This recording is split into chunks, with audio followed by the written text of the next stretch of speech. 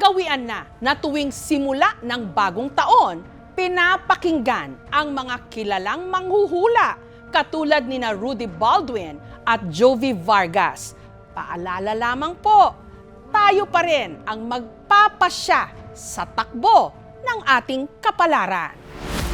Mga taga Cebu, may nakita akong halos magkulay dugo ang tubig dyan. Tubig pa rin ang karamihan na nakikita ko. Baha, disaster in water, sakit din ng tao sa tubig, contamination sa water. Ang mga pangitain nila noong nakaraang taon, di umano, nagkatotoo. Ang kontrobersyal na psychic online na si Rudy Baldwin. Yung sa Cebu, nobody expect that one. Pero nangyari kung ano yung pinakita sa akin. Busog kaayo, ang linog lang. At ang psychic fortune teller at tarot card reader na si Jovi Vargas. Ito kasi isang mataas na tao sa ating bansa. May ilalabas ang lalaking ito na isang skandal. At ngayong bagong taon, may mga bago rin silang premonisyon. Prediction ko for 2026 is a year of fears. On the first quarter of the year, may gulo pa akong nakikita na maaring magkaroon ng problema ang ating presidenteng nakaupo. Makita mo talaga yung patayan. Mga papasok na panibagong mga virus. Hindi raw sila nananakot, pero sana ang mga sasabihin nila magsilbing babala. Gusto ko ang tao maging ready. Ang mga pangitain ni Jovi, ibinabahagi niya sa kanyang vlogs na hulaan na raw niya ang pagbaba sa pwesto ni dating Senate President Chis Escudero. Tingin mo mapapalitan ba ang Senate President? Medyo kinokontrol pa rin naman siya na manatili, pero merong mga nagsasuggest na palitan talaga. Pinalitan sa pagka-Senate President si Senador Chis Escudero. Ang gamit ni Jovi sa panghuhula, tarot cards. Sa tarot card, parang nagbukas ako ng isang television, parang merong isang energy na parang lumalapit. Meron na lang parang isang vibration na pumapasok sa utak ko o nararamdaman ko na lang siya na merong bagay na magaganap. O minsan meron parang bumubulong. I don't know where that voice came from. Ugali ko yan kapag nangyari yan. Pinopost ko agad sa FB kahit wala pa. So parang binibigyan ko ng warning ang tao. Even tinatanong ko sarili ko, anong meron ako? Ba't meron ako nito? At ito raw ang mga sinasabi ng baraha ni Jovi ngayong 2026. Ang taon ng 2026, magulo pa rin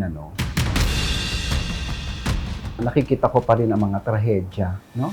Ang mga lindol.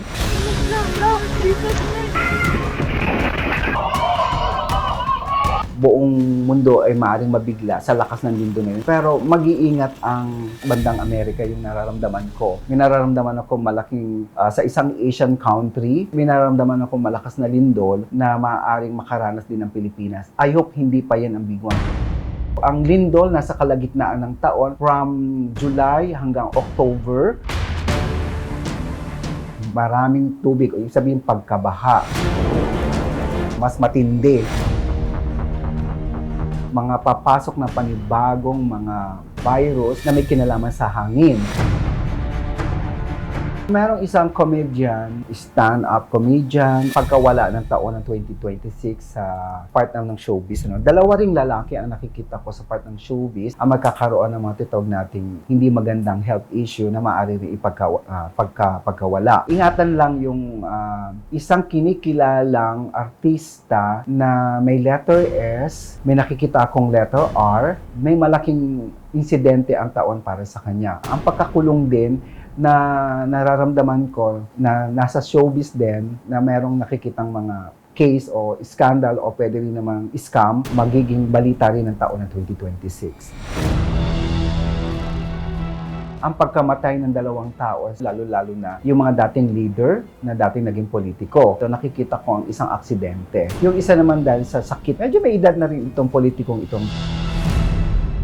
Paulit-ulit kong sinasabi na maaring magkaroon ng problema ang ating presidenteng nakaupo kung hindi niya maayos ang problemang nakaharap niya itong taon ng 2025. May mapatunayan lang siya, maaari pa rin naman siyang tumagal. Pero on the first quarter of the year, meron pa akong nararamdaman na paparating pa rin ang tinatawag nating people power. Bisyo sa tao! Huwag gawing negosyo!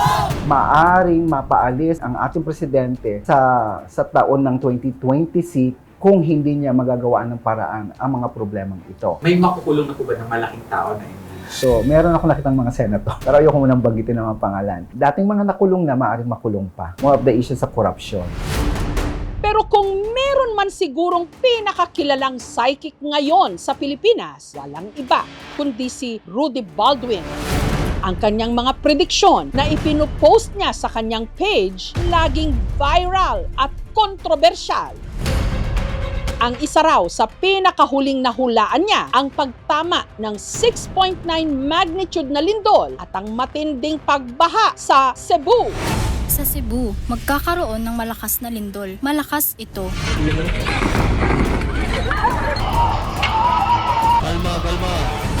Mga taga Cebu, may nakita akong halos magkulay dugo ang tubig dyan.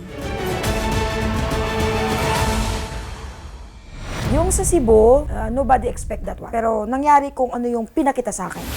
At ngayon, ibabahagi naman niya ang kanyang mga prediksyon para sa taong 2026.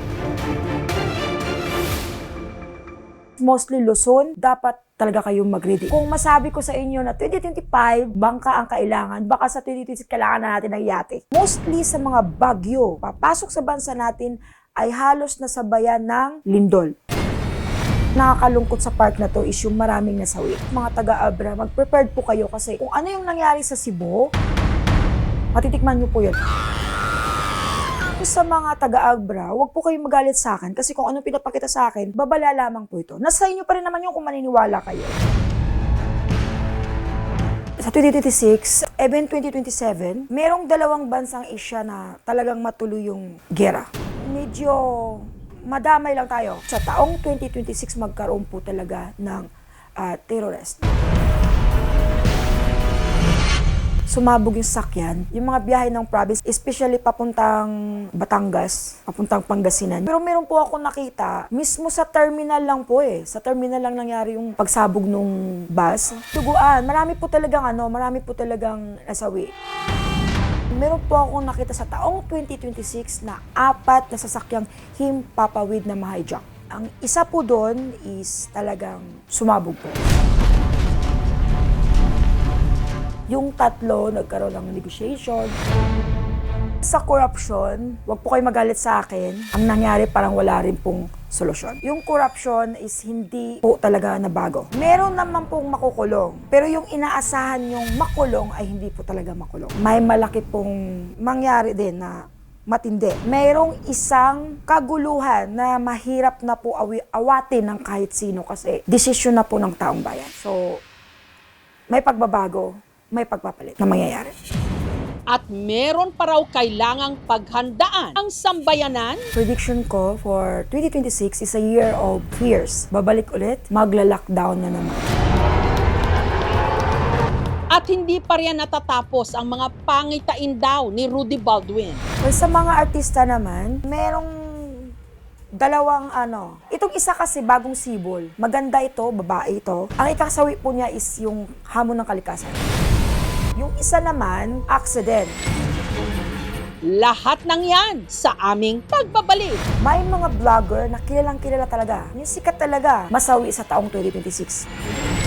Susunod na!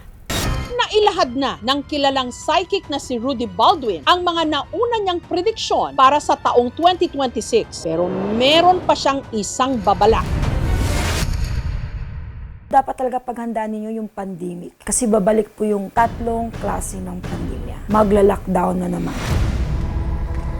Babalik si monkeypox. Tapos may 2 pang pandemya na papasok na malala. Yung tipong yung isa talaga malala, parang kinakain yung laman natin.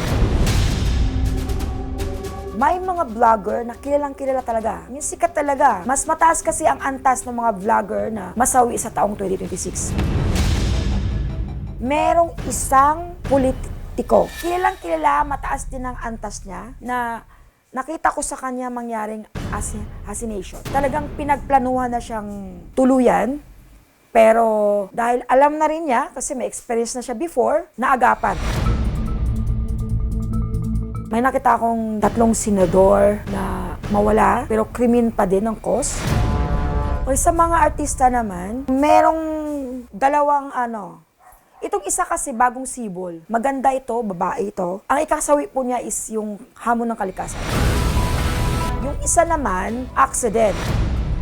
May 3 pa akong nakitang kilalang personalidad na napasama sila doon sa nangyaring plane crash. Pagdating sa prediction ng mga lindol, pwede naman nating gawing to our advantage na makapag-prepare, makapaghanda. Buong mundo po, wala pa sa level ng technology na kaya mag-predict ng mga lindol. As a Catholic priest, ang nakakaalam lang naman ng mangyayari sa kinabukasan ng Panginoon. Refrain na lang from warning the people kasi baka ma-confuse pa ang mga tao, lalo pang matakot ang mga tao. Gabay lang po to sa inyo. So nasa inyo pa rin po yung decision talaga kung paano po ninyo talaga yung tatanggapin. Kami nagbibigay lang ho kami ng warning. Hindi naman ako Diyos. Ang gusto ko talaga magdasal sila. Paniwalaan pa rin nila ang Diyos. No? Huwag masyadong umasa sa mga kagaya namin. Matagal na kasi itong paniniwala sa prediction dahil na ang mga Pilipino gusto ng pag-asa. Ito rin ay isang pamamaraan para sa kanilang kaligtasan at dito na paghahandaan din nila kung ano ang dapat nilang gawin. So kung titingnan natin, napakalaking aspeto ang paniniwala ng prediction sa ating kultura. Ang puna sa mga visionary o mga manghuhula, ang ilan sa mga sinasabi nila, kalimitang nangyayari talaga taon-taon, katulad ng mga kalamidad, trahedya at sakuna. Lalo't ang Pilipinas, daanan talaga ng mga bagyo at nasa Pacific Ring of Fire kung saan madalas din ang paggalaw ng lupa at pagsabog ng bulkan. Kumbaga, hindi na tinatanong kung may darating bang sakuna, kundi kung handa na ba tayo. Sa kabilang banda, ang bawat babala, paalala rin na ang kalikasan may hangganan, ang kapangyarihan may pananagutan, at ang kinabukasan hinuhubog ng mga desisyon natin ngayon. At kung may dapat tayong panghawakan sa bagong taon, hindi ito takot, kundi malasakit, kahandaan, at pag-asa. Thank you for watching, mga kapuso. Kung nagustuhan niyo po ang videong ito, subscribe na sa GMA Public Affairs YouTube channel. And don't forget to hit the bell button for our latest updates.